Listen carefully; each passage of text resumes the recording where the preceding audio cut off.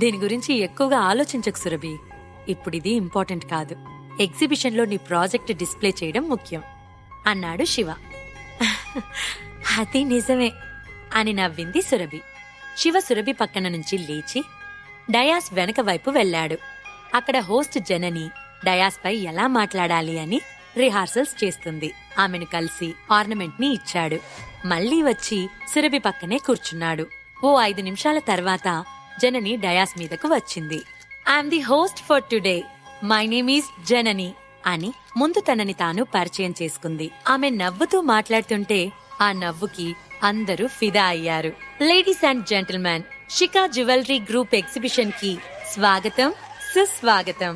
New model jewellery exhibition ఇప్పుడు ప్రారంభమవుతుంది అని అన్నది జనని. హాల్ మొత్తం కూడా సైలెంట్ గా అయిపోయింది. ఇక్కడ ఉన్న అందరూ ఇప్పటికే మా కంపెనీ ఎగ్జిబిషన్ కి ఇంతకు ముందు చాలా సార్లు వచ్చారు. ఇప్పటి వరకు కంపెనీ మిడిల్ రేంజ్ ఆర్నమెంట్స్ తయారు చేసింది. అవన్నీ మీకు ఎంతో నచ్చాయి. మీరు పర్చేస్ చేశారు, చేస్తూనే ఉన్నారు. అయితే కంపెనీ ఇప్పుడు ఓ స్టెప్ ముందుకు వెళ్లి ఇంకా బెటర్ గా ఆర్నమెంట్స్ తయారు చేస్తుంది. 10 లక్షల విలువ చేసే ఆర్నమెంట్స్ ఉన్నాయి ఇక్కడ. వాటిలో ప్రతి ఒక్కటి కూడా చాలా ప్రత్యేకంగా డిజైన్ చేసింది షికా గ్రూప్స్ డిజైనర్స్ అని తన పక్కనే ఉన్న గర్ల్స్ కి సాయిగ చేసింది జనని.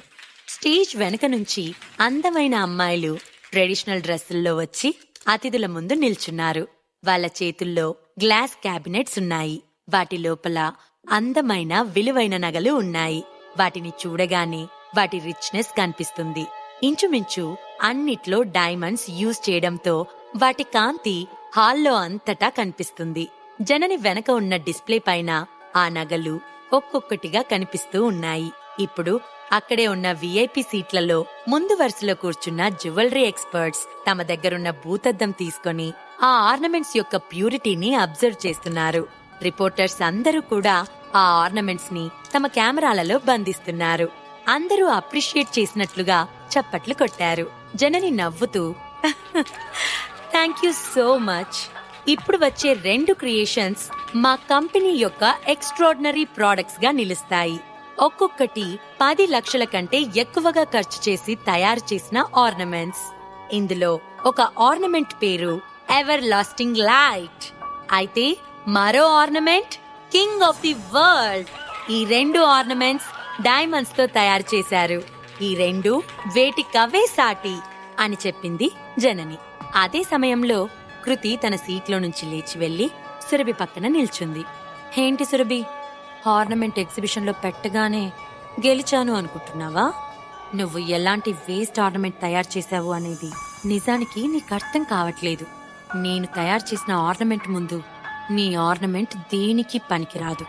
10,000 విలువ చేసే ఆర్నమెంట్స్ వేసుకునే నువ్వు నాతో పోటీ పడుతున్నావా అని ఓ అహంకారపు నవ్వు నవ్వి వెళ్లి తన సీట్లో కూర్చుంది కృతి.